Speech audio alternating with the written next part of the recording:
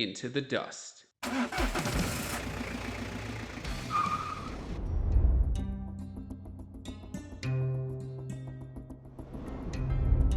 All right, so I went into this underrated site series fully intending to pick the top 10, because that's a thing you do. You make a top 10 list, right? Well, I pretty soon realized that I wouldn't be able to fit everything I wanted to do into 10, so I expanded it to 15. I mean, why not? All pay heed. The Lord Jehovah, has given unto you these 15. Wait. 10 commandments for all to obey. So yeah, top 10 lists are just a cliche, and here goes number 11 to 15 of my top 15 most underrated archaeology sites. First, we head to the Hermit Kingdom. Oops, not that one, not North Korea, but to the world's other hermit kingdom, Turkmenistan, to the ancient city of Merv. Okay, so I'm gonna lay my cards right on the table from the beginning and say that it was the largest city in the world, maybe in the 12th and 13th century, when it was the capital of the Great Seljuk Empire, which just preceded the ascendancy of Genghis Khan. Now, that's not to say the city's history began there. There are traces of village life as far back as the Middle Bronze Age. That's 4,500 years ago, as part of an archaeological culture called the Bactria Margiana Archaeological Complex, or BMAC, which to me sounds kind of like an Italian cheese. Bactria Margiana. But starting in antiquity, it became an important regional center of just about every empire that came through the place, such as the Achaemenid Empire or Persian Empire, which of course was defeated and incorporated by Alexander the Great. Then came a whole range of successor empires, starting with the Seleucids, then the Arab Umayyads, followed by the Ghaznavid Empire, which I honestly never even heard of, then the Seljuk Turks and successor Turkic states. And it was the end of that last one that made Merv a truly cursed place, perhaps the most unfortunate city that ever existed. The city surrendered peacefully to the Mongols in 1221 at the height of its population of perhaps over 500,000 people, which would have made it the largest city in the world at the time. And for their trouble, the city's inhabitants were said to have all been butchered. Merv never fully recovered, but it actually remained a significant city in the subsequent Uzbek and Persian states before it was finally completely destroyed in 1789 by Shah Murad of Bukhara in present-day Uzbekistan, and what remained of the population was deported. Anyway, despite this history of extreme violence, there is still plenty to see in ancient Merv today, haunting as it is. For example, the Urk Kala. Kala means fortress. This dates back to the 6th century BC. Gyarkala, and sorry for that pronunciation, or the Fortress of Infidels, I guess referring to the Greek invaders, which dates to the 3rd century BC. The Great Kizkala, probably the most famous vision of Merv, which dates to the city's peak in the 12th century AD. And fortifications that date to the successor Mongol states after the empire splintered. Now, getting there is no small feat due to what I alluded to earlier, the insanity of the modern Turkmen state. Perhaps the most closed country in the world besides North Korea, post-Soviet Turkmenistan has been governed by a pair of megalomaniacal dictators who've made the capital Ashgabat the marble capital of the world by building monuments to themselves. But one thing they did not do, make it easy to get into the country. Now, I'm not even going to get into all the red tape because who knows, it may all change tomorrow. But suffice it to say, it is not simple. However, actually getting there should make for a totally unique experience and set your Instagram apart from the usual run-of-the-mill Insta-travelers. Next, we head to a site that is super well known among academics, but literally I don't think I've ever met like a normal civilian who's heard of it. But I'm not going to give it away right off the bat. I want you to guess. Picture this. A giant apartment building where the people are a little weird. Their houses don't have doors, but instead they insist on climbing in down ladders through the roof. Weird, weird. And they have a strange fondness for cattle horns as decorative pieces. They also have this odd habit of burying their relatives under the floors of their houses, and occasionally digging them up and moving them around, and sometimes even mixing and matching their body parts. So, bodies buried under the house. Florida, anyone? Alright, I'll give it away now. We are going to Çatalhöyük, Turkey. Also known as Çatalhöyük, Çatal What Now, and Çatal Bang Bang.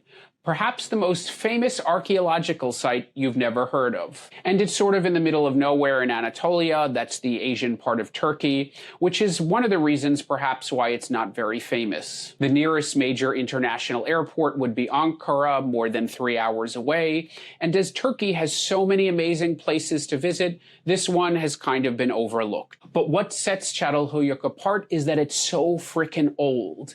9,500 years old to be exact, and it was occupied for 2,000 years during the Neolithic and Chalcolithic periods. And it is ginormous. Covering 2 mounds, there have already been 166 of these apartment units identified, and that is just in the East Mound. The West Mound hasn't been nearly as extensively excavated.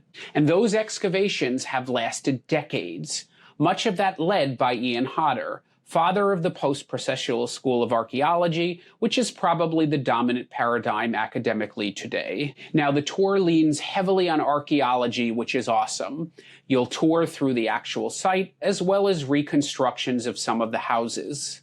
So, you might see some active archaeology going on while you're there, and the site's iconic frescoes and mysterious and corpulent so-called mother goddess will definitely make an appearance. But one thing you probably will not see, crowds. This site does not get a lot of love. So make yourself a trendsetter and check it out when you're visiting Istanbul, Cappadocia, or one of Turkey's other world-class vacation spots. Moving on, we're going to Chengdu, capital of China's Sichuan province. It's famously home to pandas, spicy food, and its many temple parks. But one thing it's not known for, space aliens. And these particular aliens come from the Shu Kingdom in the Sichuan Basin, which thrived over 3,000 years ago, though the site itself was occupied as long ago as 4,500 years. Not much is known about the Shu Kingdom, but in 316 BC it was conquered by the Qin dynasty led by Qin Shi Huang, the guy who built the Great Wall and around whose tomb the terracotta warriors were placed. And like most archaeology in China, it was found by accident by some farmers and excavated in 1934 with the help of some American archaeologists, and then again starting in the 1980s by a Chinese team. And most of what was found in those later digs was put into this modern museum about an hour from the city center, and boy will it amaze you. And they arranged the museum doing the perfect build-up, starting with the archaeology and an explanation of the site, before they move on to the more mundane finds, which are anything but mundane actually. They have stuff like pottery, circular stone devotional items called bi, some of the more simple bronzes, and some of the less ornate jade objects. And then we move on to the more flamboyant bronzes, some of them touched with gold, such as the alien heads, strange animals that are hybrids of others like elephants and horses and monkeys, and bizarre multi-tiered platforms with a lot of the imagery common at the site, like these strange characters and animals. There are a few randos who we really only see once or twice, like this brawny guy or this disgruntled-looking attendant. And there's some pretty sick masks.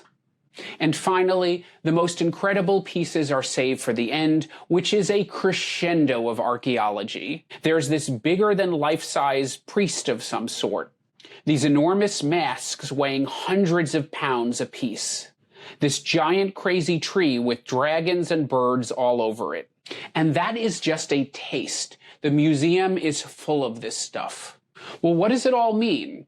You know, we really don't know because this stuff was found piled up in sacrificial pits for the most part. But for a better sense of the society behind these objects, you should visit the Jinsha site in Chengdu itself, which followed Sanxingdui but overlapped with it and is a whole village and multi-purpose site with thousands of burials. So in addition to the bling, you can get a better sense of how these people lived. And unless you've been following this channel, it's quite likely you've never heard of it. Up next, we head way down south to the only archaeological site that ever gave its name to a country and gave one of its most famous artifacts to that country's flag. Any guesses? We are going to the site of Great Zimbabwe, which gave its name meaning House of Stone to the nation of Zimbabwe, which has not been so great due to decades of dictatorship and management under Robert Mugabe. Anyway, the flag of the country looks like this, and do you see that bird right there? It comes from the soapstone bird found on site. And it ain't called the House of Stone for nothing, because that's exactly what you will find plenty of when you get there. Walls of stone 11 meters or 36 feet high, a tower, and lots of structures.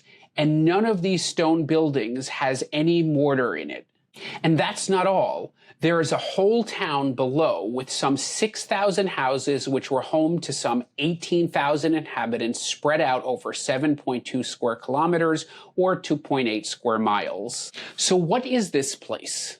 Well, if you ask the antiquarians and early archaeologists who started excavating the place in the 1870s, they, reflecting the biases of their time, would have told you there was no way primitive Africans could have built such a place. It must have been the ancient Greeks or Phoenicians, they argued. Problem?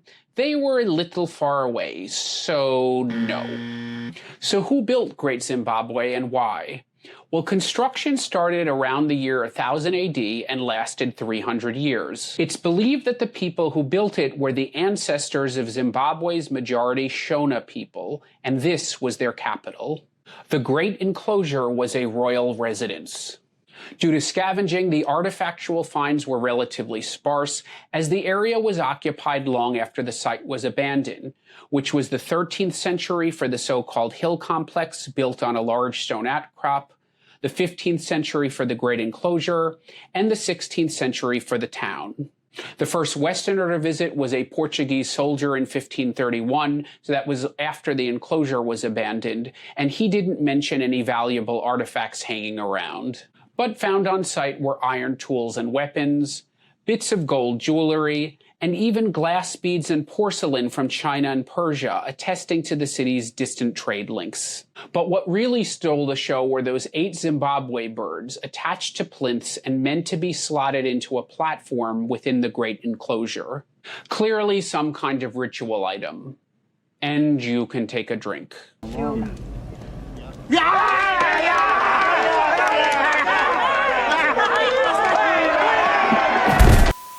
Anyway, Zimbabwe is still not exactly a thriving democracy, but the brutal Mugabe regime and the hyperinflation that went along with it is in the rearview mirror.